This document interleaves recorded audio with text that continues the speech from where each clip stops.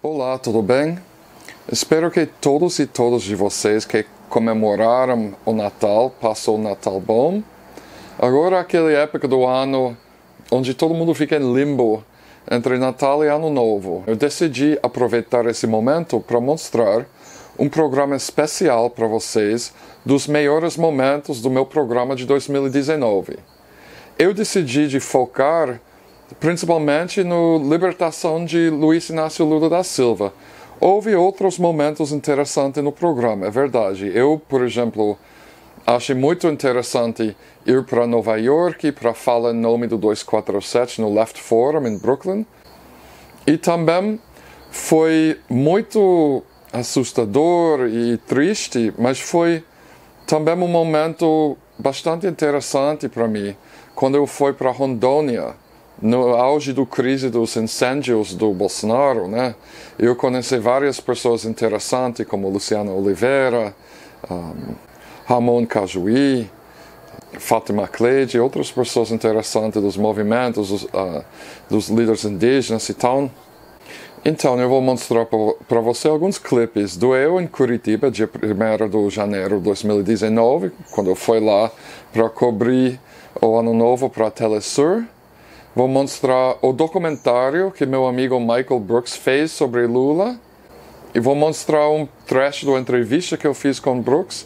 No final eu vou mostrar um clipe do programa que o 247 fez em parceria com a emissora chinês CGTN, em que eu falo um pouco sobre a importância da saída do Lula da prisão. Espero que vocês gostem do programa. Eu vou te ver só no ano que vem agora. Feliz Ano Novo!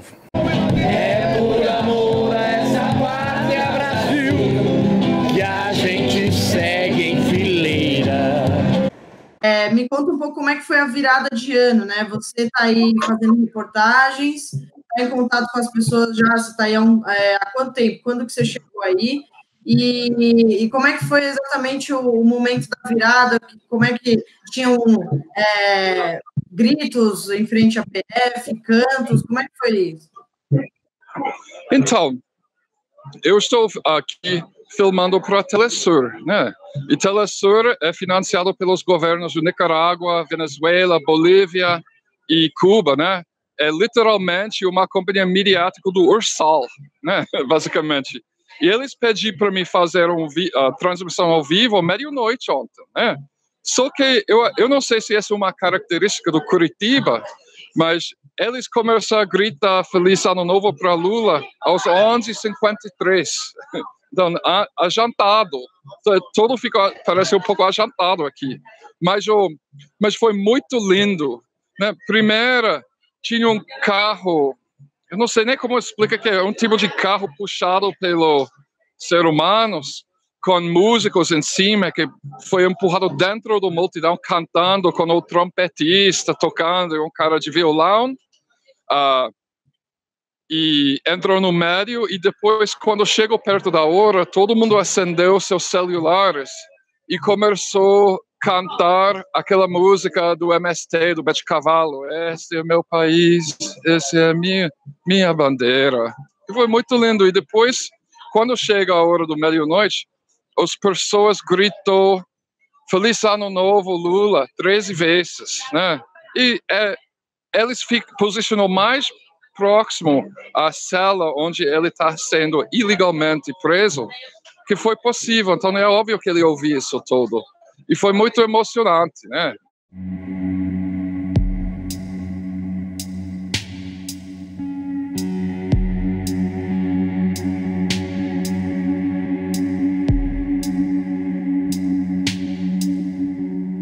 Lula da Silva is currently the world's most prominent political prisoner. Leaked chat logs published by The Intercept have proven that the corruption charges that put him in prison were politically motivated. But how did Lula get such powerful political enemies? As Brazil's president from 2003 to 2010, he oversaw massive economic growth that brought tens of millions out of poverty. This success in the eyes of Brazil's elite was perceived as a threat to the social order and to their way of life. Lula himself understood this dynamic. Tá? Ou seja, na América Latina, toda vez que apareceu um presidente que tentou fazer política social, ele foi derrubado. Todas as vezes. A elite brasileira e a elite de outros países não aceitam uma política de desenvolvimento que tem inclusão social.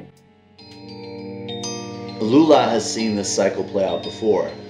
Back in the early 1960s, Brazil was run by a social democrat who ushered in a series of left-wing reforms like the agrarian land reform and the nationalization of the privately owned oil refineries. The president himself was not a man of the left, but he was pushed thanks to vibrant social movements on the ground. In the early 60s, many in the student movement were radicalized by the Cuban Revolution and saw the country's hard left turn as something to emulate. The Brazilian elite were threatened by these reforms, even if they came short of revolution.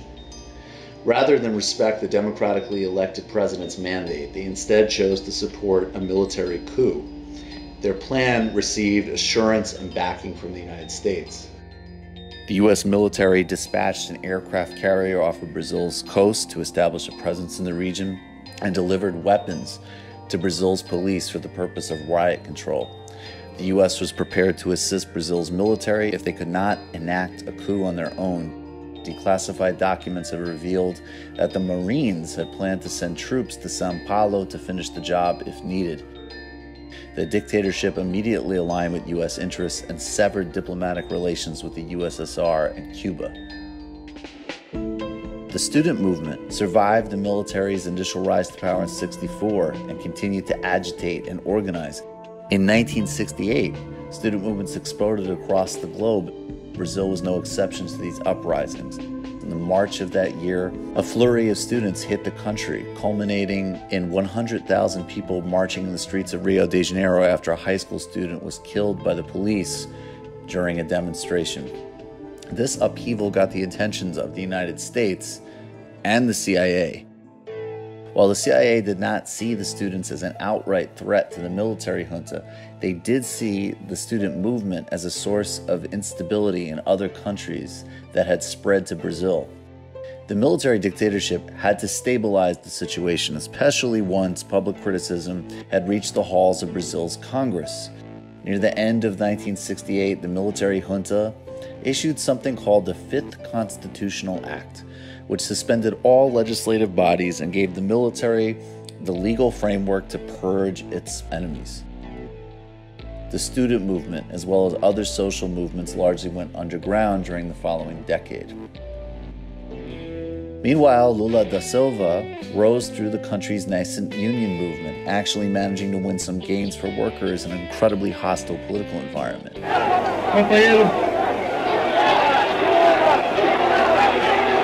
This climate meant that the metal workers' union avoided strikes for most of the 1970s.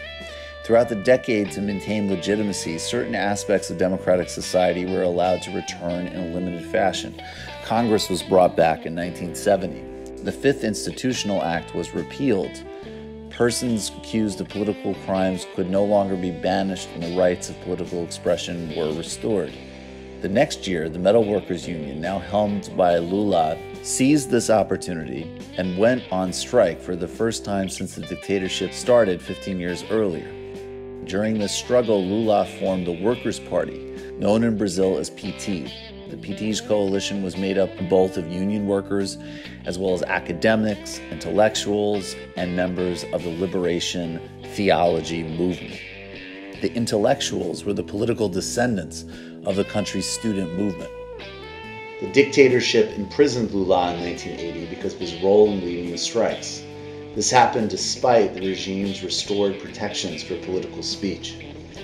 During Lula's prison sentence, metal workers continued their strike and demanded the release of their leader. When Lula's mother died, he received a pass to attend her funeral. 2,000 workers met him at the cemetery, all chanting Lula Livre, or Free Lula. Lula was released from prison on May 20th. The same day the strike ended. Lula's political work would now focus on building the Workers' Party as its president. In the early 1980s, inequality skyrocketed, leading to problems like widespread poverty, illiteracy, and malnutrition, in spite of massive GDP growth and economic development. In 1985, the military could no longer coerce politicians in Brazil's electoral college. That year, the electors decided to elevate an opposition coalition to the presidency, and Brazil's dictatorship finally ended. Shortly thereafter, Lula himself would be elected to Brazil's Congress representing PT. A constitutional assembly began to draft a new constitution, which would eventually be enacted in 1988. It protected the right to strike, banned censorship of art and literature. Land reforms were also proposed to combat inequality. But austerity measures to fight inflation caused by the dictatorship prevailed, hindering the advancement of Brazil's poorest citizens. In 1988, Lula made his first run for the presidency. Lula was able to survive until the election's final round, but he ultimately lost. Throughout the 1990s, Brazil's military and financial elite fought the country's political and economic reforms tooth and nail. Lula still could not win the presidency, despite strong showings in several elections. This changed in 2002. After an economic downturn, Brazil's voters were looking for something new, and Lula, after several previous attempts, made it to the election's second round. He would go on to win with a staggering number of votes, 52.7 million. Lula's landslide meant that Brazil's first left government in 40 years came in with a resounding mandate to deliver progress to the Brazilian people. Você está lembrado qual foi a atitude que eu tomei quando eu ganhei as eleições? Claro. Você está lembrado que eu coloquei todo o ministério num avião e levei todos os ministros para os 4 lugares mais pobres do Brasil? O que eu queria com aquilo? Eu queria que um Meirelles, que era banqueiro, eu queria que um Palocci, que era médico, eu queria que um Furlan, que era empresário, conhecesse uma palacita, que visse o homem e a mulher no mesmo lugar que eles defecavam, eles comiam. The administration prioritized combating hunger and poverty through its Bolsa Familia program. Employment and wages rose. Educational opportunities were radically expanded. Spending priorities were put into place to phase out hunger, a goal that Lula would achieve in the second term of his presidency, and various other structural reforms which culminated in lifting 40 million people out of poverty. Brazil's elite saw these reforms as threats, and they were determined to put a stop to the PT. Nevertheless, they failed to beat Lula at the ballot box for his second time in 2006. Lula's second term, the economy boomed while living standards continued to rise for the Brazilian people. Under Lula's leadership, Brazil even managed to weather the 2008 economic crisis. Mas é fundamental que todos façam sua parte. É importante que os empresários sigam investindo. É imprescindível que os trabalhadores defendam a produção e o emprego. Já o setor financeiro deve trabalhar para estimular o crédito e baixar os juros que estão muito altos. He left office in 2010 with an over 80% approval rating. Lula's successor, former underground anti-dictatorship activist Dilma Rousseff, won the 2010 election. In February 2014, the Lava Jato investigation began. State oil company Petrobras was implicated at the center of a massive corruption scandal. Dilma was accused of participating in the graft scheme, but no proof ever emerged. She managed to win re-election that fall, but plans to oust her were soon underway. She would be impeached in 2016 in dubious and illegitimate circumstances by a corrupted political process. The Lava Jato investigation claimed to be taking a sweeping look at structural corruption that had plagued Brazil's political system, but largely focused on the PT and Lula. Lula, intended to run for president again in 2018, was instead put in prison, unable to run in a race that all polls showed him leading. Lula's absence from the ballot allowed for Jair Bolsonaro, a neo-fascist who praised the former dictatorship, to rise to the presidency. Eu sou favorável à tortura, tu sabe disso. E o povo é favorável a isso também. Bolsonaro governs with the support of the country's elites, as well as corporate elites including the Wall Street Journal editorial page. But his government has already begun to falter. A new student movement has hit the streets to protest education reforms, and the Lava Jato investigation that propelled him into office has been proven to be politically motivated thanks to leaks published by The Intercept. Lula himself is confident that Bolsonaro and other authoritarians around the world won't last for long and are doomed to fail like the military dictatorship before them. Eu quero saber quantos dias eles vão pensar que estão me prendendo. E quanto mais dias eles me deixarem lá, mais Lula vai nascer nesse país e mais gente vai querer brigar nesse país. Porque a democracia não tem limite, não tem hora para a gente brigar. Por isso eu estou fazendo uma coisa muito consciente, mas muito consciente. Eu falei para os companheiros, se dependesse da minha vontade, eu não iria, mas eu vou. Eu vou porque eles vão dizer a partir da manhã que o Lula está foragido, que o Lula está escondido. Não, eu não estou escondido, eu vou lá na barba deles, para eles saberem que eu não tenho medo, para eles saberem que eu não vou correr e para eles saberem que eu vou provar a minha inocência. Eu vou terminar com uma frase que eu peguei em 1982 numa menina de 10 anos em Catanduva, que eu não sei quem é. E essa frase não tem autor. A frase dizia: os poderosos podem matar uma, duas ou três rosas, mas jamais conseguirão deter a chegada da primavera. E a nossa luta é em busca da primavera. Eu fiquei chocado que Lula foi solto na sexta-feira. Eu não estava esperando. Eu imaginei que seria na segunda, na terça, que a juíza Juliana Lebos iria enrolar para ele ficar mais tempo no Superintendência da Polícia Federal lá em Curitiba. E Telesur ofereceu comprar uma passagem para mim para Curitiba na segunda-feira. Então, eu estava planejando viajar para Curitiba, ele foi solto. Eu fiquei muito feliz, porque eu estava em frente do Sindicato dos Metalúrgicos do ABC em abril do ano passado. Como você pode ver nessas imagens aqui. Eu lembrei, eu levantei aquela manhã, parece que tinha uma nuvem preta em cima da minha cabeça. Eu realmente pensei assim, será que eu volto para casa? Porque naquela época eu não sabia se Alckmin iria mandar aquele policial do jiu-jitsu para lá, se teria tiros, não sei, eu estava com medo também.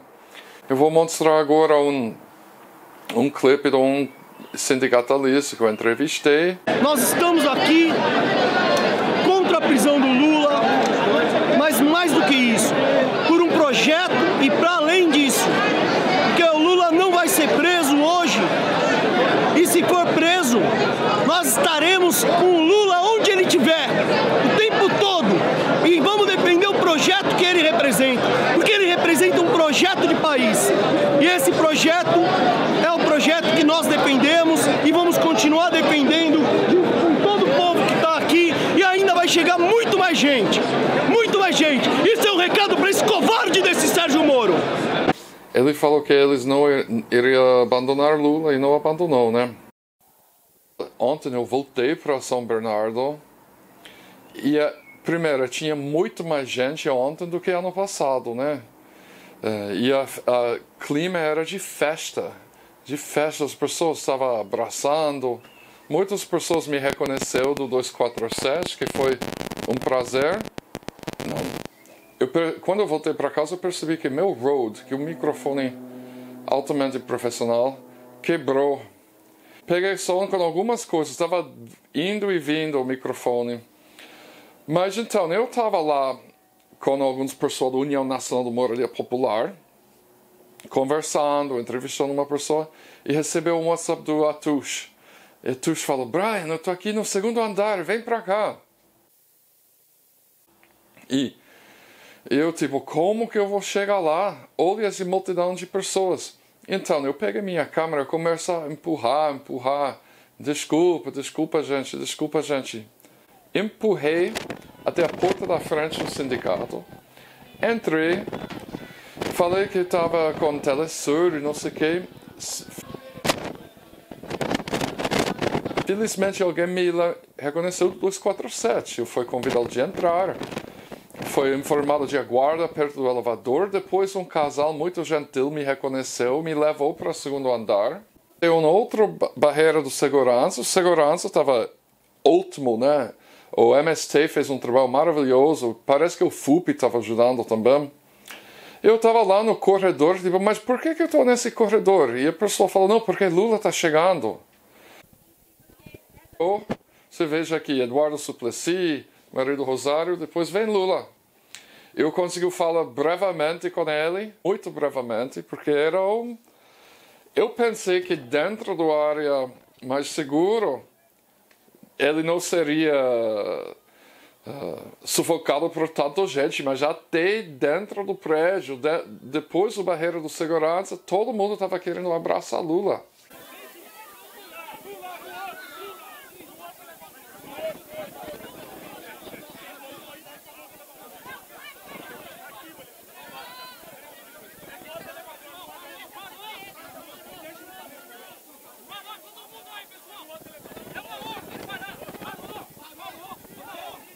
Encontrei Mauro Lopes e descemos a escada e foi lá fora. E a palestra dele foi maravilhosa. Com certeza tinha o TVT e outros veículos da mídia posicionado melhor para mostrar a palestra do Lula do que eu fiz, né?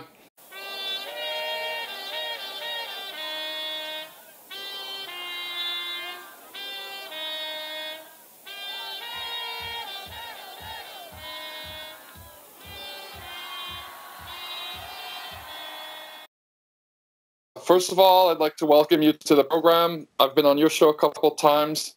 It's great to have you here.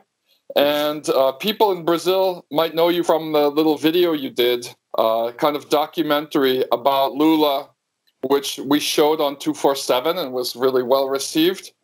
So you're someone who in the United States has been really a key person for helping change this narrative that they had in the media about Lula, you know, and what was really pernicious about this narrative is that a lot of publications that people who think of themselves as being progressive or liberal or whatever, such as the New York Times or the Guardian, had just followed this kind of false narrative generated maybe with support from the State Department even, or the DOJ, that Lula was involved in this incredible amount of corruption.